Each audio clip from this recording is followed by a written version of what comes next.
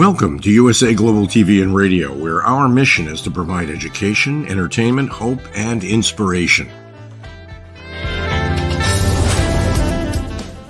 USA Global TV and Radio connects you with experts and audiences all around the world every single day to help you succeed in business and to live a richer life. Visit us at usaglobaltv.com to learn about career and life-changing training and mentoring programs like the Listening Mentor. Subscribe to our newsletter to stay informed about our special programs and offers. Discover how you can become a guest on one of our shows or a host or producer of a USA Global TV and Radio show of your very own. That's USA Global TV and Radio, where the doctor is always in.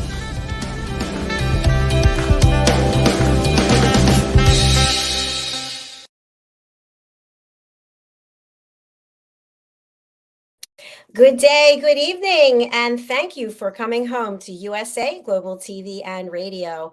I'm Dr. JACALYN KERBECK, and our show today is Your Story, Your Grief, Your Journey. And joining me is Mr. Doug Lawrence. He is in Canada, and he has accomplished so much. He is helping people every single day around the world. Let's welcome him and hear a little bit about his story. International mentor, international best-selling author, Doug Lawrence. Welcome. Hello, and thank you so much for that wonderful introduction. And hello to our listeners and viewers all over the USA Global TV and Radio Network. And thank you for taking time to come and join us today. Absolutely. And thank you so much, Doug, for your authenticity and your courage, really, to come forward each and every week, sharing your story and also some of the wonderful things that you've learned to help other people. It's definitely been a journey, to say the least. And like we were talking backstage, that I spent pretty much all of yesterday and probably a couple of other days where I was trying to make sure my toolkit had all the tools that I needed in order to be able to provide the help to people that, that we share on our show here, but also that I do from time to time with people as well. So I spent yesterday was pretty much full day, very intense. And I was taking a professional grief and bereavement course.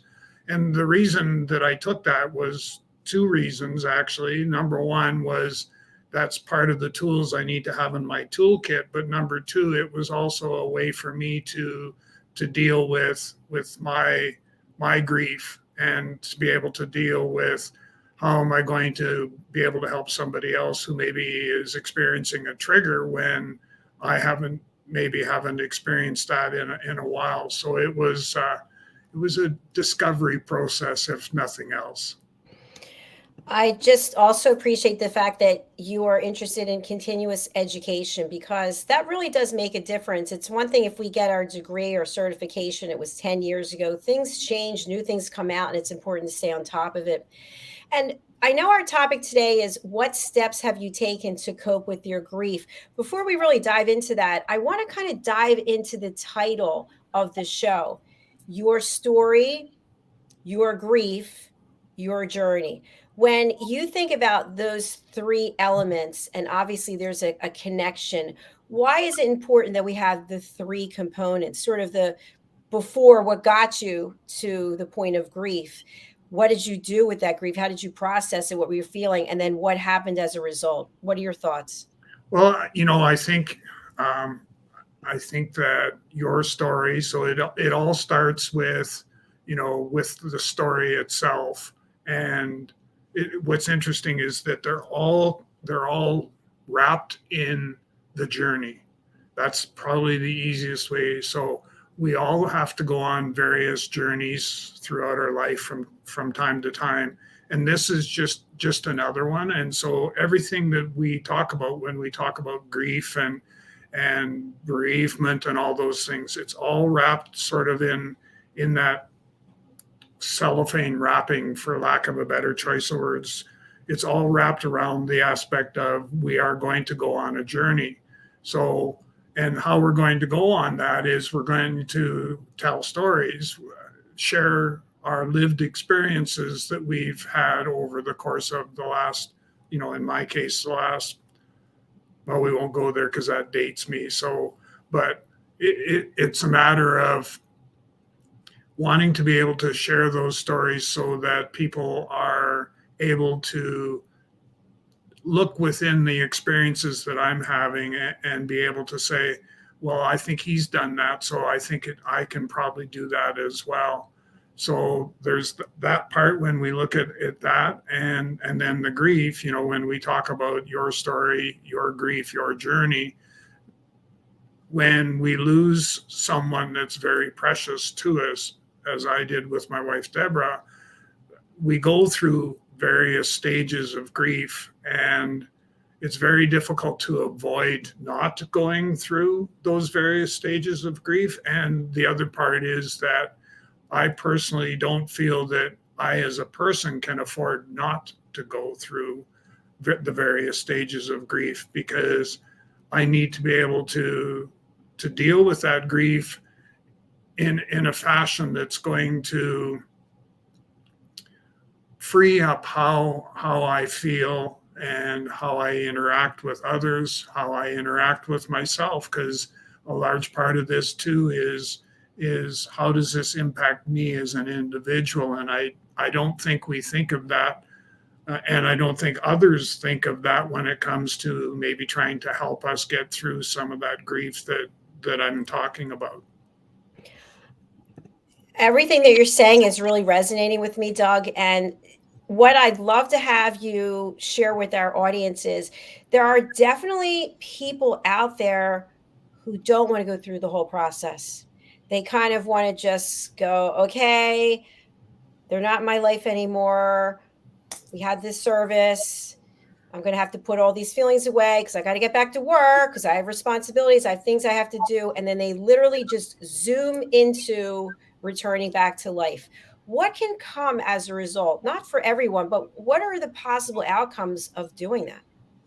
If you bottle up all that grief, eventually you reach a time, a place where you start to experience feelings of guilt, and that's probably the biggest one that I've seen. And a lot of the groups that I'm part of, that's one of the main challenges we have, is how do I deal with the grief or the guilt, sorry, that I'm struggling with at this particular stage. And I'm going to be honest in that I still have those moments of guilt where I say, why couldn't have it been me instead of Deborah? Or why did she, why did things happen so quickly where, she went from diagnosis to passing in a few short months? There's just a multitude of questions that you could ask yourself as to why things happened the way they did or didn't happen the way they did. And those are the things that will eventually keep gnawing at you. And what you're going to find is that your anxiety is going to increase. You can have stages where you become very depressed, and depression can lead to something more serious. You go through all those different feelings and senses and all that sort of stuff, and it can become a progressive thing if we don't deal with it right then and there. And by dealing with it, I mean, reach out and ask somebody to help you as much as they can with, the limited capabilities, which is why I've gone through a couple training courses now, like I mentioned earlier, on professional grief and bereavement. And I want to have those tools in my toolkit because I want to be of service, to others. So it's really important that we don't let that stuff bottle up inside of us. And I can truthfully tell you without a doubt, like, every time I tell my story, it's so therapeutic for me. And I know that there's lots of us out there, in our listening and hearing audience, that they're going, well, good for you, you're doing what you're doing, but I'm not going to be, I just can't bear my soul that way. And so if that's the way that you feel today, just take baby steps. Just take little baby steps, and that's going to get you started on that journey. I really, again, I have to just keep saying it over and over. I just appreciate you so much, because I know it's not easy, but to your point, it is helping you. It sounds like it is definitely helping you, and you're helping others. So there's also something that comes to mind, because people have shared this with me. People are concerned about being forgotten, that they were part of a couple or a pair, and now they're just a third wheel, fifth wheel, seventh wheel, etc. So they're anxious not to lose any other relationships. And so therefore they may agree to go to certain things or do certain things. And in the meantime, they're really not showing up fully. And it's kind of awkward to the other people too. It's kind of a catch-22. What do? Do you just say, okay, I'm going to take a step back from what my world was until I go through these stages and steps? Or do I just throw myself in there and just show up any way I can? That's a tough one, because society as we know it is built around the concept of couples.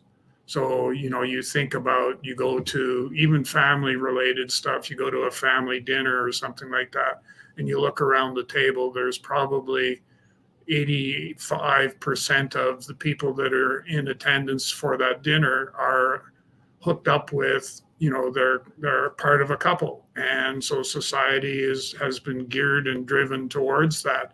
And when you take one person out of that equation, it becomes extremely difficult for the remaining person to be able to adjust to, because really what happens is you go through what I call, and some of the research I've done, is an identity crisis per se. So you were known or seen as part of a couple before this tragic event took place, and now you're a solo. You're basically flying on, flying obviously on by the seat of your pants, but more importantly, you're flying solo. And a lot of the things that you used to enjoy doing, the going out for drinks or going to, I think of, with when Deborah was alive, we had a very close friendship, and I still have that friendship, but it's not the same.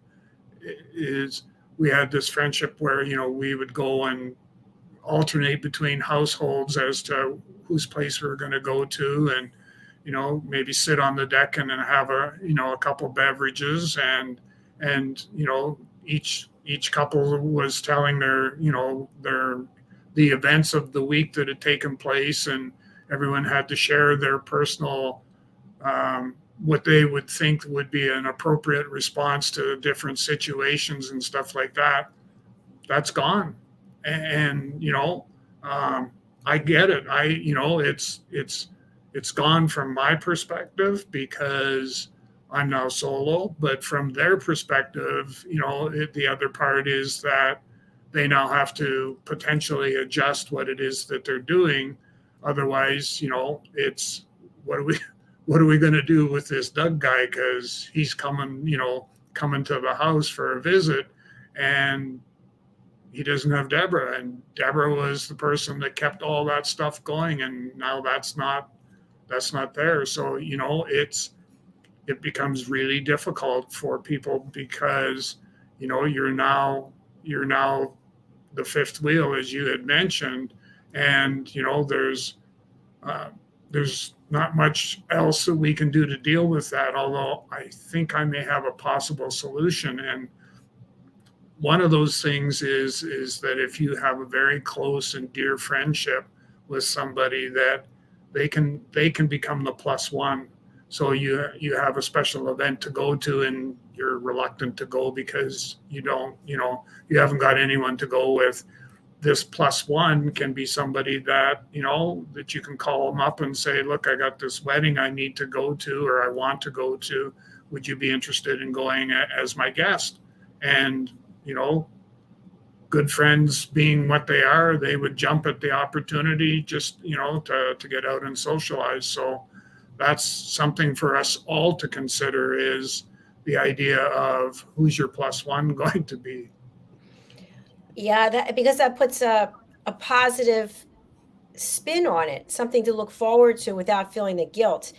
And Doug, when we think about going from the stage of denial through the other stages to acceptance, is there a certain stage when you get to that level that you should be going, should, air quotes, you could consider going out and getting back into the world? Like if you're in the denial stage, you probably are still socializing and people are like, what is up with him? What is up with her? They don't get it. Is there a certain point in time in your experience when you said to yourself, okay, I'm not in denial anymore. I'm not angry anymore. Maybe now I feel more comfortable getting back out there with friends? I would have to say that, so for me, it's been 2 years since, so Deborah passed in February of 2021. And I, to be honest, haven't even wanted to socialize at family gatherings. So Christmas, Christmas, New Year's, Easter, all of those.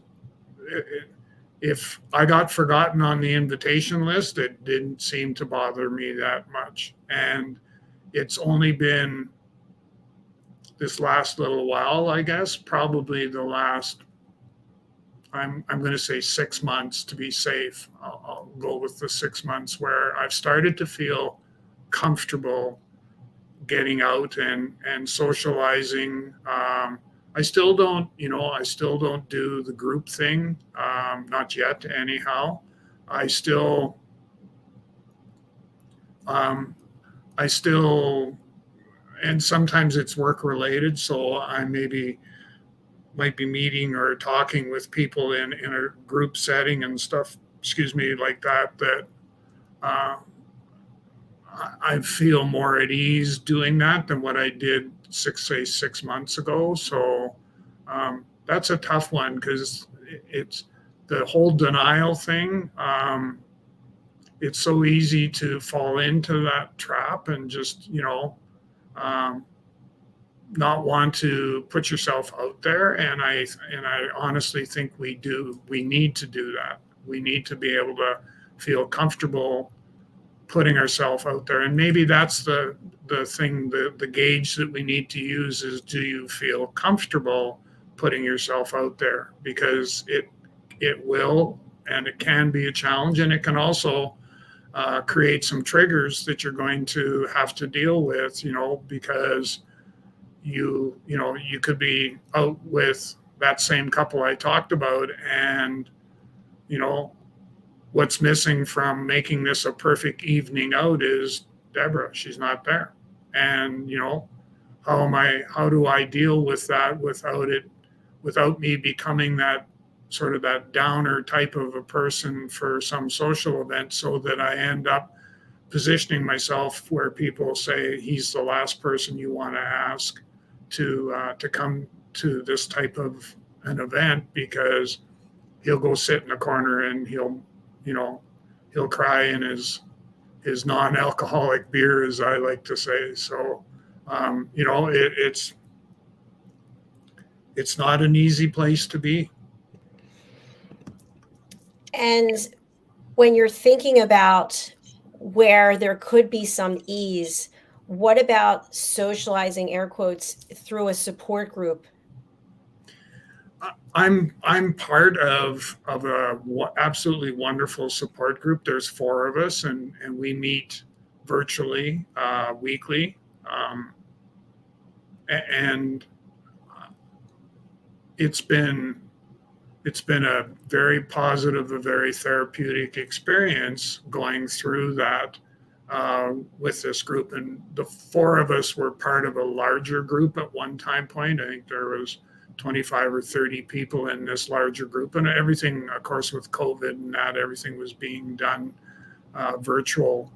But the facilitator, God bless her, she's got a gift, and she helped pave the cobblestones for the four of us to eventually continue on after the larger group, after they sort of dissolved, for lack of a better choice of words. They reached the end of the program, I guess is more appropriate. And this suggestion was made that if there are some of you that want to continue on, then here's some things to think about how you could do that and stuff like that. And of course, I ended up volunteering to facilitate and organize, and we ended up, like I said, with four of us that, like, we still meet every Wednesday at 7:00 by Zoom.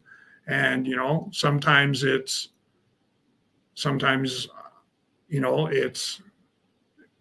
helping each other get through some tough times. And sometimes, we've had some great belly laughs where, somebody would start us off telling a story, and then we'd all pick it apart, so to speak. And that was what we needed. And then we would go from there. So, getting into those bigger or smaller support groups, I highly, highly, highly recommend that.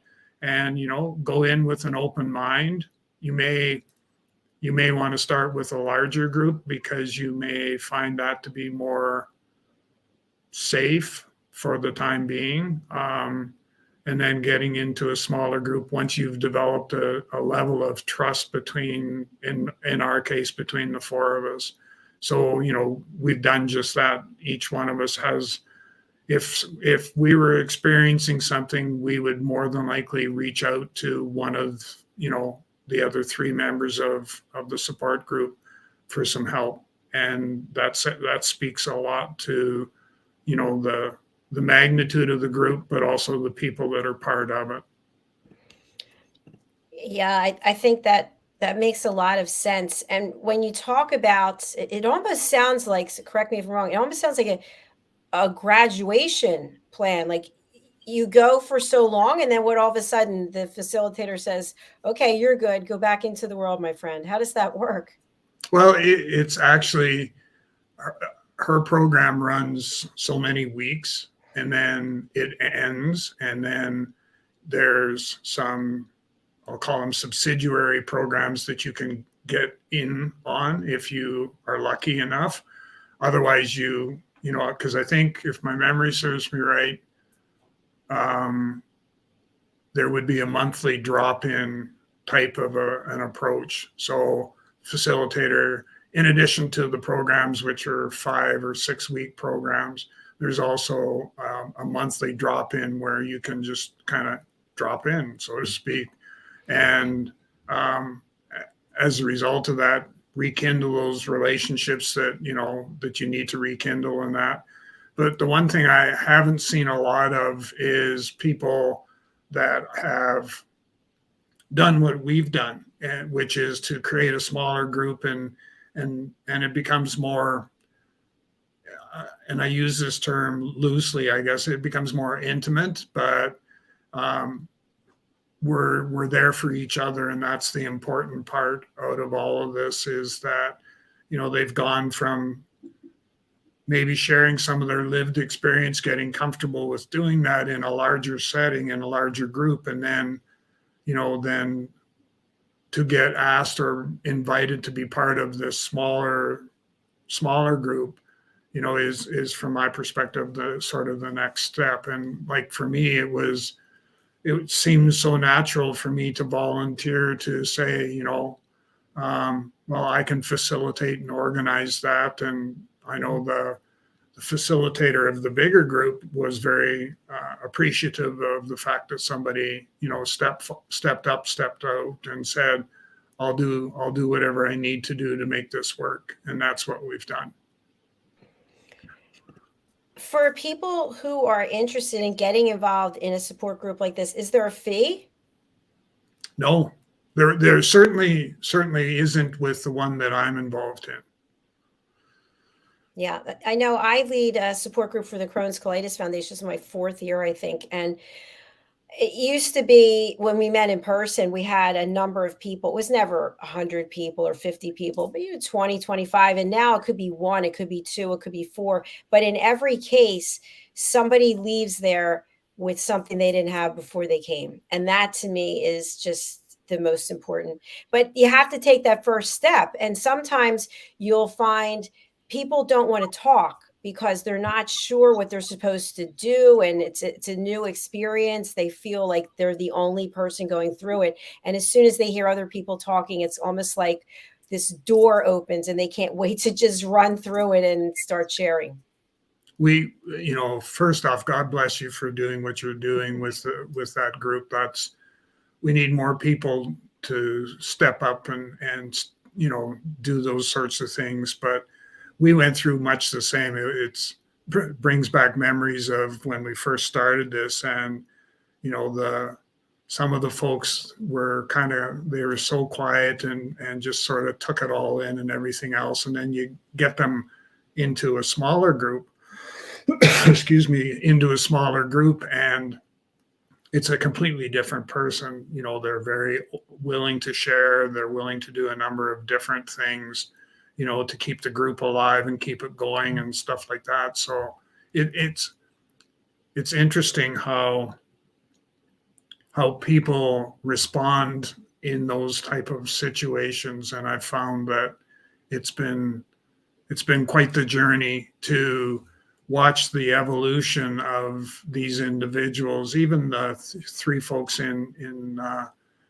the group that I'm facilitating or that I'm kind of organizing from time to time, is that I'm so proud of the individuals that are part of this group, because they're open. They've opened up enough now that they feel comfortable sharing. There's a high level of trust, and they all know that, we all have each other's back is probably the easiest way to describe it.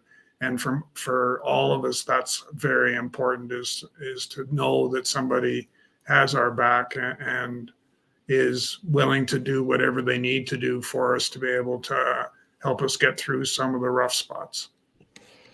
Absolutely. I agree with what you're saying. And I want to just make a call out here when we think about steps to take.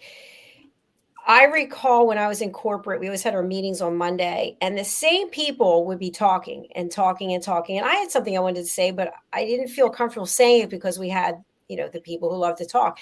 And I think it's also the same thing in a support group. I think we need to be mindful that we share, but leave room for others to share. We don't want to take up the majority of the meeting, because that in and of itself could be a reason for someone not to come back because they didn't even get to share anything. Would you agree with that? Yeah, I would 100%. I would agree with that for sure. And I think back to my time in the corporate space where, I used to be that person that everybody says, he's so quiet, he never says anything, but I only spoke when I had something to say.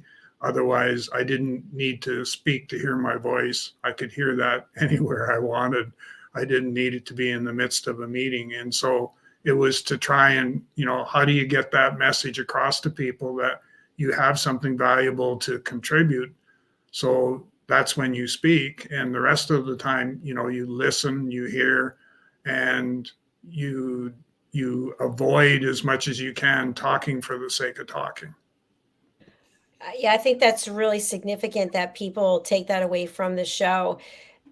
We want to encourage you to speak, but also encourage you to listen, because there's value in both.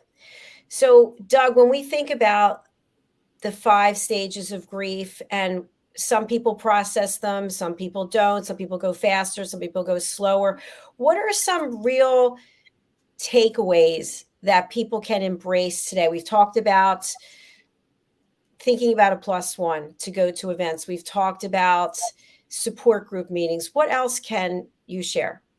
One of the things that I encourage people to do, and I'm kind of pushing this idea with a lot of people lately is the idea of journaling. So, journal, your feelings, your thoughts, whereabouts you are, where you were when you had those thoughts, and be able to go through that. And one of the exercises I tell people is, take a week's worth of your journal. So make sure that you fill your journal in on a daily basis for a week, and then take that journal, and, as I describe it, go in the backyard and light it on fire and let it burn.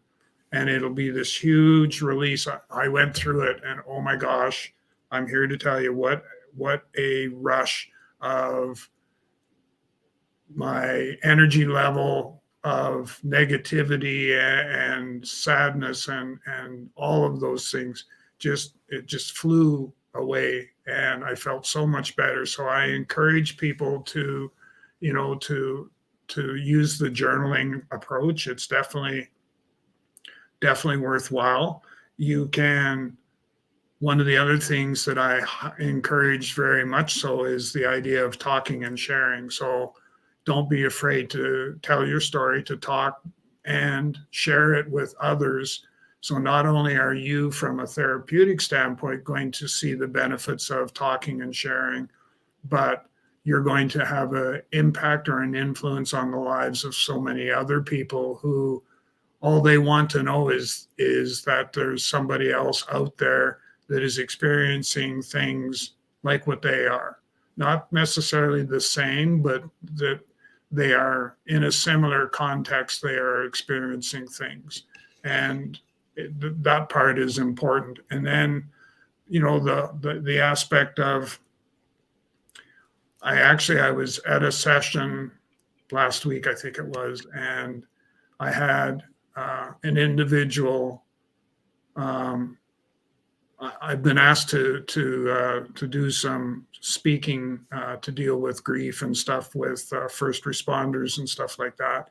And the gentleman that's in charge of this overall program actually made a reference to me being a grief mentor. And I got thinking about that, and I went, I think that's that's a good thing to be able to have, somebody to actually label you as a grief mentor, which was sort of the instigator, I guess, for me taking a number of these training courses that I'm taking right now. Was, if I'm going to be a grief mentor, so to speak, that I need to make sure what I've got in my toolkit is sufficient to be able to let me help others with their journey that they're going through. And congratulations for you taking that step out and saying, yes, you know what, maybe I am this person. This is the value I can bring in this world. And then getting the tools that you need. I'm sure your toolbox is already overflowing, but you're going to get a bigger toolbox to put more tools in to help more people. So one thing I'd like to discuss today, I have heard you speak of your love for Deborah, and then how you had to process that as a loss. There's also times when people have lost someone and they were at odds with them, and maybe they're not even in the person's life anymore, but they hear that they passed away and they feel like, oh my gosh, I should never have said that. I should never have done that. I wish I had been there to say something, to apologize. Is that processing of grief different than when you are in love with someone and they've been your life partner? Yeah, it is. And I went through that with my father, and we were at odds with each other. And when he was passing, he had cancer as well, and he was passing. I had had asked if he wanted me to, excuse me, I'd asked if he wanted me to come and see him, and he didn't want me anywhere near him. And so he ended up, he passed, and I didn't get the opportunity to get closure like I would have. And if I look, at the flip side of that, and I look at, with Deborah, we had this immense, intense love for each other that, we, she was the love of my life is the best way to describe that. And when I compare that to, what I went through with my father, we ended up, even though I had tried at various stages, even, in his dying moments, to try and bridge that gap and and and and I guess get it to a place where he could die peacefully without any remorse or any.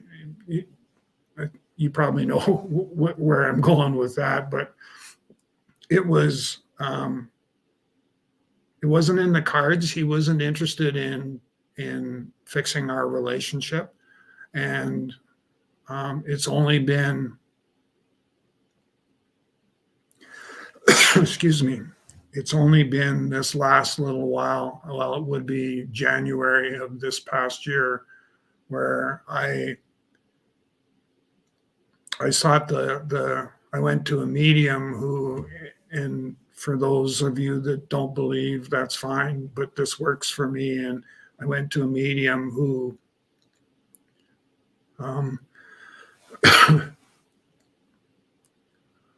who actually brought my dad to the session, and we ended up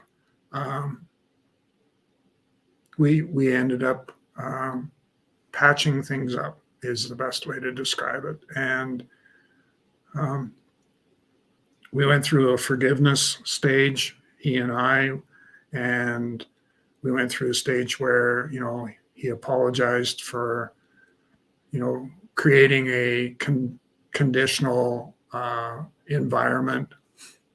And he also indicated that he was very proud of what I was doing and the work that I was doing and the difference I was making in the world. And I had to wait all those years, for us to be able to do that. And what that did was that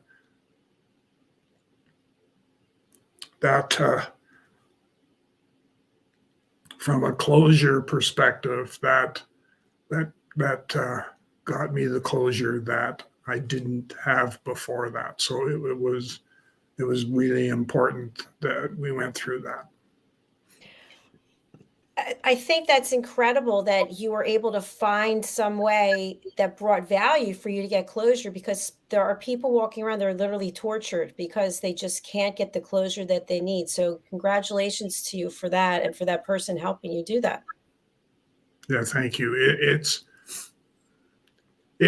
I've always wanted, I went through the process with my mother and I went through it with Deborah, which was making sure that they were in a place of unconditional love and that they were going to be able to cross over, so to speak, right? For those of us that are spiritual, religious, whichever, but that was important to me. And it's all started when I first did it with my mom. And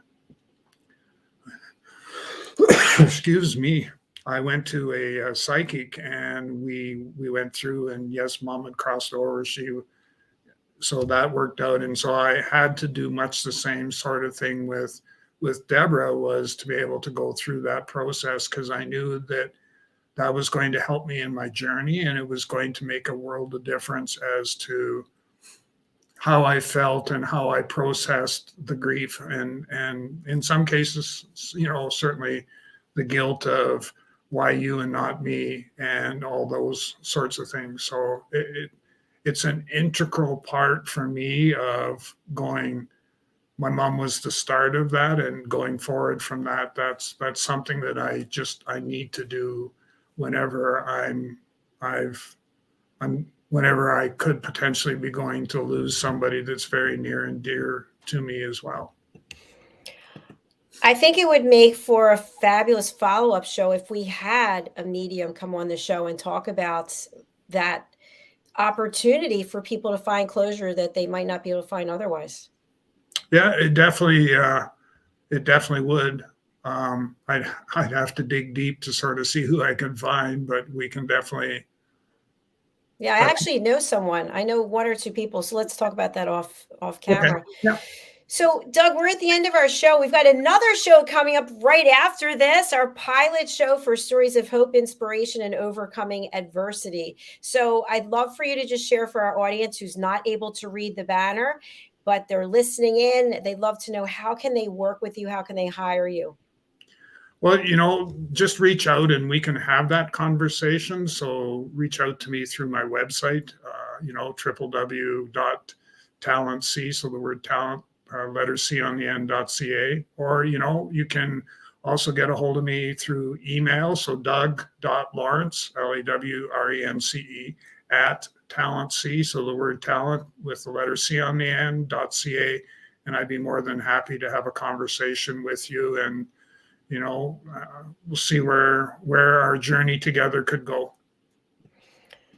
Fantastic. Thank you again, Doug. And thank you to each and every one of you. Please do stay tuned. We'll be back in just under 20 minutes with our inspiring show. I'm looking forward to it. We'll have different backgrounds and we'll have new topics to talk about. So thanks for being here. Please come back and see us again next week, same place, same time. If you're watching on our YouTube channel, we'd love for you to just click that little subscribe so that you can be aware of all of the education, inspiration, and hope that we offer every week. Thanks again. Bye for now. Bye, Doug. Bye-bye. Take care, Bye. everybody. Bye.